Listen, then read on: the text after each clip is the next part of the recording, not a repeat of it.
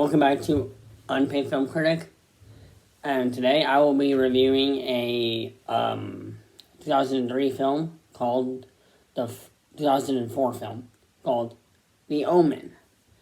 This film is directed by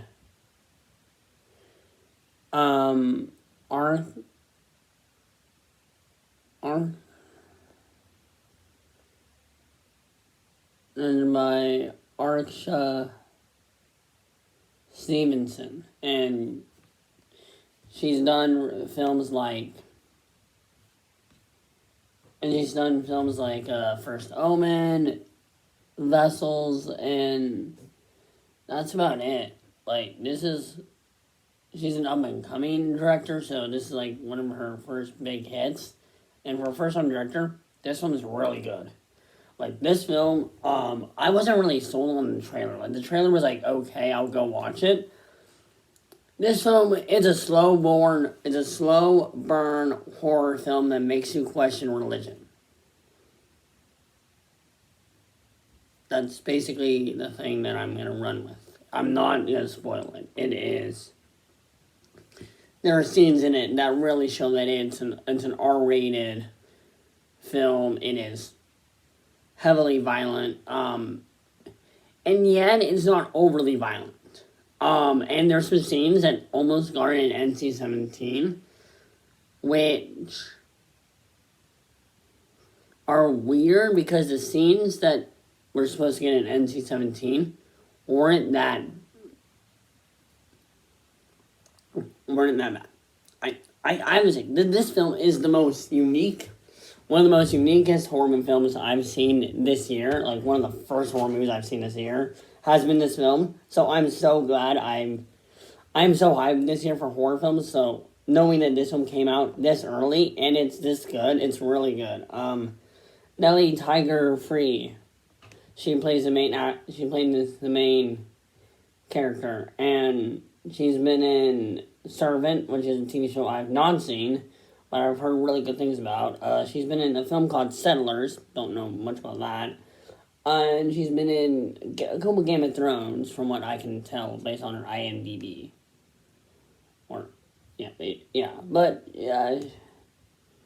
She plays this young woman who goes to Rome, and she's heavily religious upbringing in an orphanage. And watching her descent from religion is so interesting. Watching how, because it's set in the 1970s with a counterculture of, religion shouldn't be used. No one's fearing anything. It splits the church in two, and that is what the most scary thing about it is the ideas of religion and how it can form religious extremists. And why they want to bring back the Omen, or the Antichrist. What would cause the church to even question that? If they're losing that many people and they don't have, and there's no big fear except for the word of God. But if you're in a time like the 70s, or a time like now, where you're starting to question, well, it's just someone that we can't see. Something that you can't see that you have to believe is a threat. Well, that's hard. But if you can create something for them to fear so that you can bring everyone back to the church, well, that's just interesting. That is basically what it is. I know I spoiled a bit of it, but I wouldn't really count that as a spoiler. I would count that more as But the scenes in this film are so creepy. There's just one scene, I think you've seen the trailers. She's in this, it's called The Bad Room in the movie.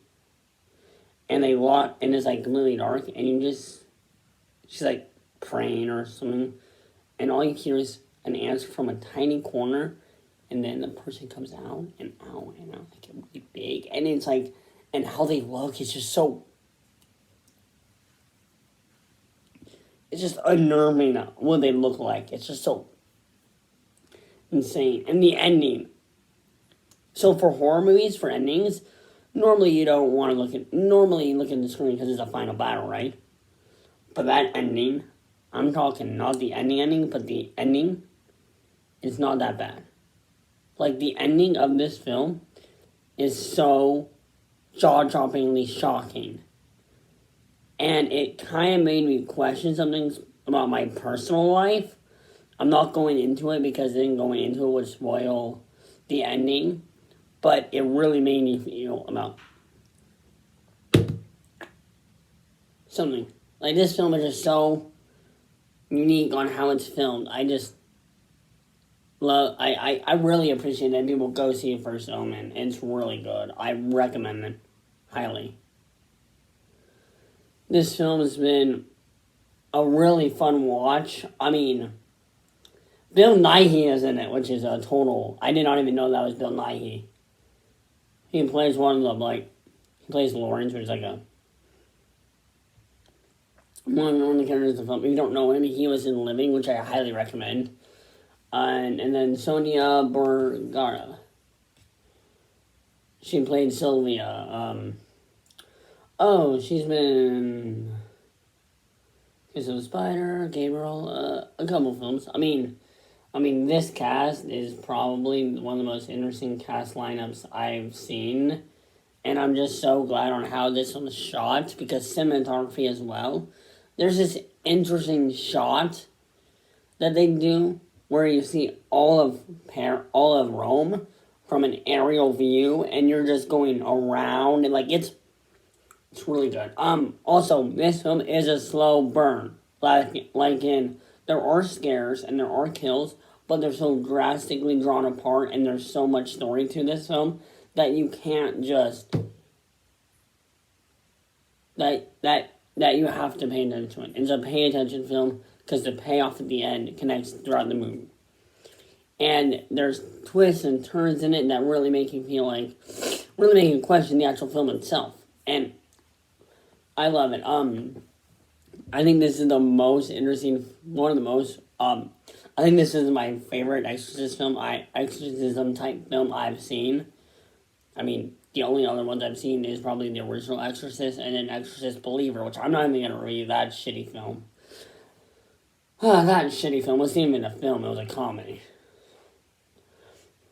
That came out last year. But this is way better. For a prequel to The Omen, this film, it has me psyched, because like they could probably make a new Omen trilogy or just a new Omen film just based off of this film. Just the ending of this film could go right into another film, and I like that. I like that horror movies. Hopefully this one gets nominated, because this one seriously has some talented acting in it. Like I know it's a horror film, but I think that horror movies should be nominated for awards. I truly think that it's hard to have movies skipped out for, horror movies don't always get awards except for Silence of the Lambs. Fun fact, Silence of the Lambs is the only horror film to ever get a Best Picture win. To ever win Best Picture, Best Supporting Act, Best Actor, Best Actress, and Best Director. Like, it manages to get all those. Like, I was surprised that that's some film history for you. That Silence of the Lambs is the only horror movie to win a Best Picture for the Academy Award. I mean, that's the only grabs the Academy for me, is that I think that horror movies are so good and they get drowned out. But going back to this film, it is really good, and I think it's great. But you guys can go watch it right now. It's in the theater. Heavily recommend it. The trailers don't give it justice. As in, the trailers are good, but this film really is great. And it's set in the 70s. I said it was set in the 70s, and it actually feels like it was shot in the 70s. As well. Hopefully you guys enjoyed my review of the first Omen. Take care. Remember, life is great. And,